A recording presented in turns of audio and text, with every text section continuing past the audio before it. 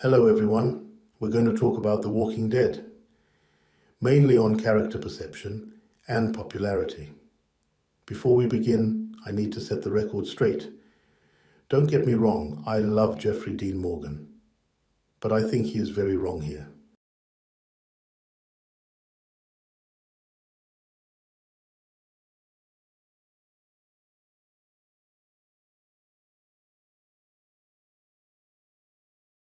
I do not see how Rick and Negan are even remotely similar in personality or their perspective paths. Negan is performative.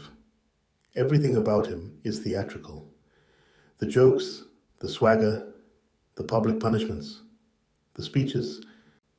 His leadership depends on spectacle and domination psychology. He wants people emotionally overwhelmed by him.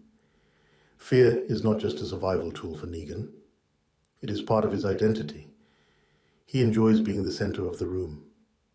Even before the apocalypse fully hardened him, Negan already had traces of charisma, ego, manipulation, and social performance in his personality.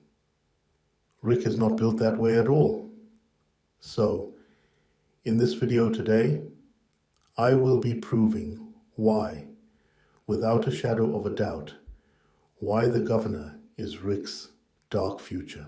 Rick's "this isn't a democracy anymore" speech in Season 2 is one of the first major moments where the series reveals the man he could eventually become. What makes the scene so important is that it happens before he ever meets Philip Blake. He is still somewhere out there unseen, yet Rick is already beginning to evolve toward the same psychological territory. Until that point, Rick had tried to preserve fragments of old world leadership. But Shane's death changes something fundamental inside him. Rick realizes that hesitation. This isn't a democracy anymore is not just anger. It is the birth of survival authoritarianism. The scene mirrors Philip Blake in a fascinating way because it reveals the exact same underlying conclusion the governor already lives by. People survive when one person takes control and removes uncertainty. The difference is that Philip has already fully committed to that worldview emotionally and structurally. That's why the moment feels so heavy in retrospect. Rick is standing at the edge of the same abyss Philip already fell into. We're not safe with him. Keeping something like that from us? Why do you need him? He's just gonna pull you down. Nah, Rick's done all right by me. You're his henchman. And I'm a burden. You deserve better. What do you want? A man of honor? Rick has honor. I think we should take our chances. Don't be foolish. There's no food, no fuel. Hey, Walker, We need to leave. I mean, what are we waiting for? which way? It came from over there. Back from where we came. Yeah. The last thing we need is for everyone to be running off in the dark. We don't have the vehicles. No one's traveling on foot. Don't panic. I'm not sitting here waiting for another herd to blow through. We need to move now. No one is going anywhere. Do something. I am doing something. I'm keeping this group together, alive. I've been doing that all along, no matter what. I didn't ask for this. I killed my best friend for you people, for Christ's sake.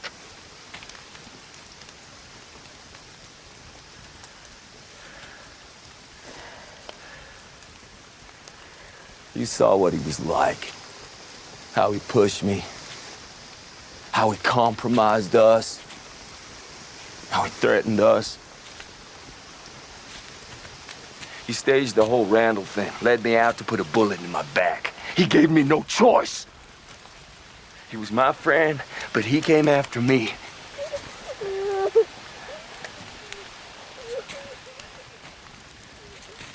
My hands are clean.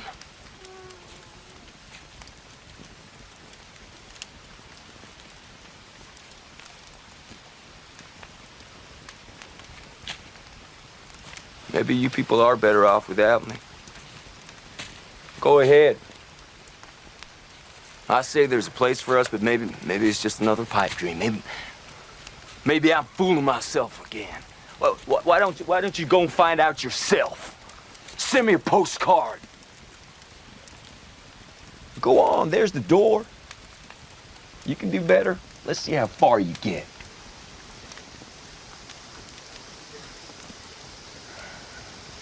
No takers? Fine.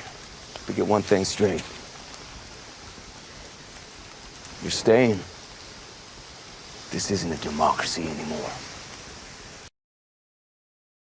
Rick Grimes and Philip Blake are almost structured like mirrored evolutionary paths in The Walking Dead.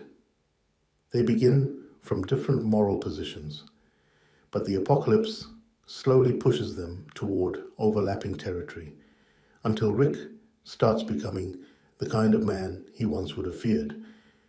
At the beginning, Rick represents old world morality trying to survive intact.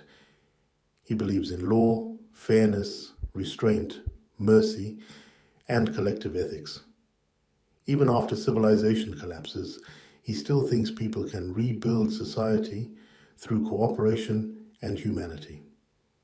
Philip Blake, meanwhile, already represents what happens when survival becomes fused with ego, control, and psychological collapse.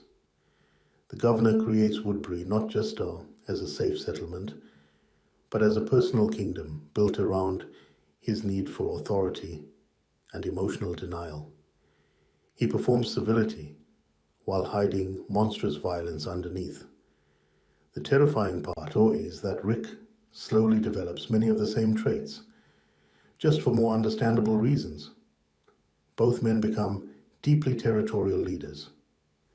Both develop an us versus them worldview. Both become capable of extreme violence in defense of their people. Both believe they alone can make the necessary decisions. Both cultivate loyalty around themselves. And both eventually stop trusting outsiders almost entirely. The apocalypse teaches them the same lesson. Morality without force gets people killed. The difference is psychological structure. Philip Blake's violence becomes narcissistic and unstable. He needs dominance emotionally. He needs to feel powerful and admired. Woodbury is partly theatre, a performance of civilization masking paranoia and brutality. His cruelty often exceeds practical necessity because it feeds his damaged psyche. He cannot emotionally process loss, so he externalizes it into control and punishment. But the line still blurs. That's why the governor works so well as Rick's dark reflection. He shows what Rick could become if survival fully consumed his humanity and if leadership transformed into personal domination rather than burden. There's even a visual and tonal mirroring between them later in the series. Both become hardened, exhausted patriarchs, carrying entire communities on their backs. Both are feared by outsiders. Both are willing to kill preemptively. Both justify violence as protection. In another timeline, Rick absolutely could have evolved into someone extremely close to Philip Blake. The show quietly asks a disturbing question through both men. How much brutality can a person normalize before they stop being a protector? Philip's Walker daughter, Penny Blake, is essentially the physical manifestation of Philip's inability to let go of humanity after a catastrophic loss. Carl functions as Rick's equivalent anchor. Throughout the series, Carl is one of the last things tethering Rick to moral structure. Rick constantly asks himself what kind of world he is leaving for his son, and what kind of man Carl will become by watching him. Even when Rick becomes savage, Carl often acts as the final restraint, preventing him from collapsing fully into fear-based authoritarian survivalism. Rick repeatedly comes close to crossing that same threshold. After Laurie's death, he hallucinates voices on the phone, spirals psychologically, isolates himself, and begins detaching from reality. The show deliberately frames him as unstable during this period because it wants the audience to feel how thin the barrier actually is between Rick and Philip. The difference is that Rick eventually restabilizes because Carl is still alive. Carl forces Rick back into responsibility instead of emotional collapse.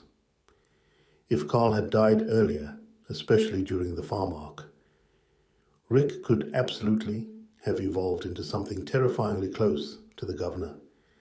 Not necessarily identical in personality, because Rick lacks Philip's narcissistic theatricality, but structurally similar. Rick's version would probably be colder, quieter, more militaristic, less performative, almost worse in some ways because it would feel rational. The governor keeps his dead daughter physically. Rick would likely keep Carl alive psychologically through ideology, mission, or obsessive protection of the future. That's what makes the comparison tragic rather than superficial. They are both fathers trying to survive unbearable loss in a world where grief itself becomes dangerous. Rick and Philip Blake ultimately run their groups with surprisingly similar survival philosophies, even if their personalities and moral boundaries differ.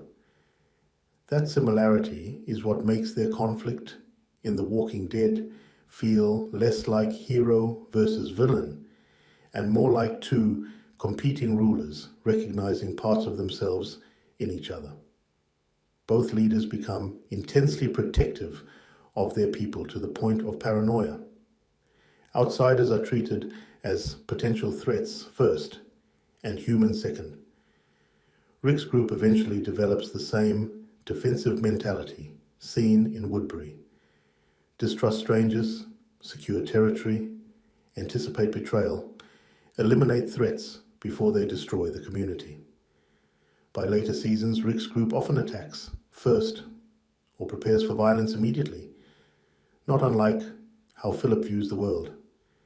Philip's leadership becomes corrupted by ego, denial, and psychological instability.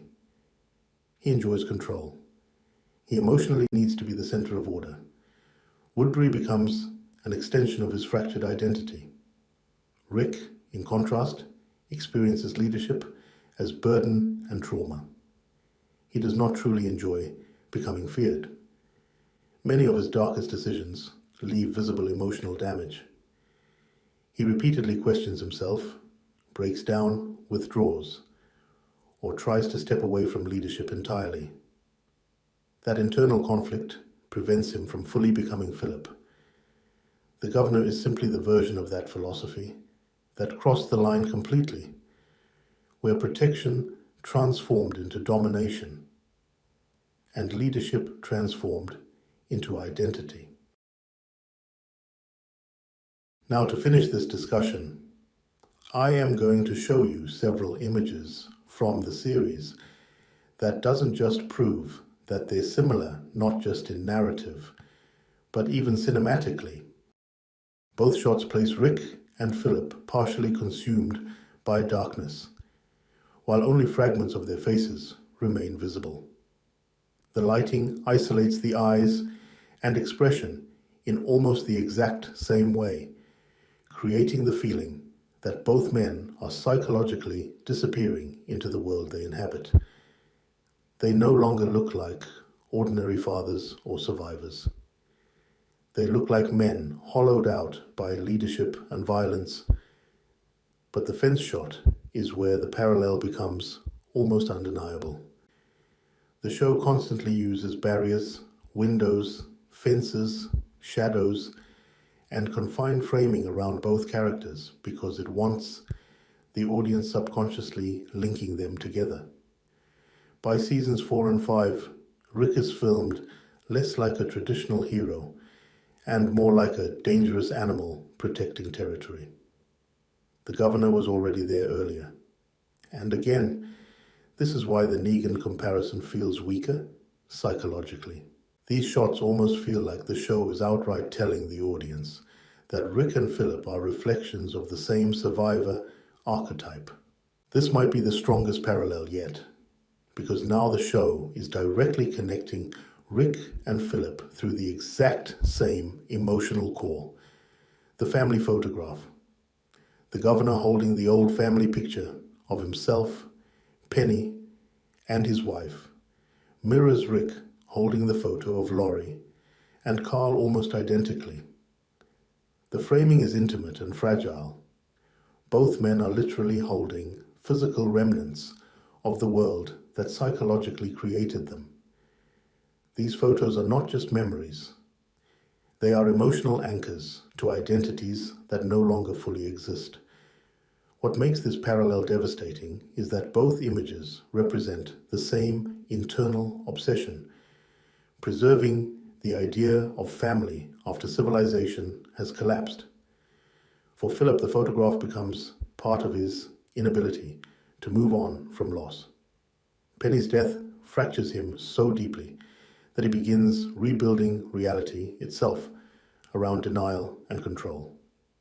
Woodbury becomes an attempt to resurrect normalcy through force.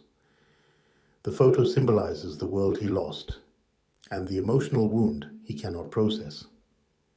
Rick's photograph carries the exact same emotional weight, but at an earlier stage in the transformation. Laurie and Carl are still the psychological center of his morality. The image reminds him of who he used to be before survival consumed him. But just like Philip, Rick increasingly begins structuring his entire worldview around protecting the remaining fragments of family and civilization at any cost. Thank you everyone for watching my video. I hope you enjoyed my insight on these characters from Walking Dead. If you have any recommendations or requests for future videos, just let me know. Have a great day.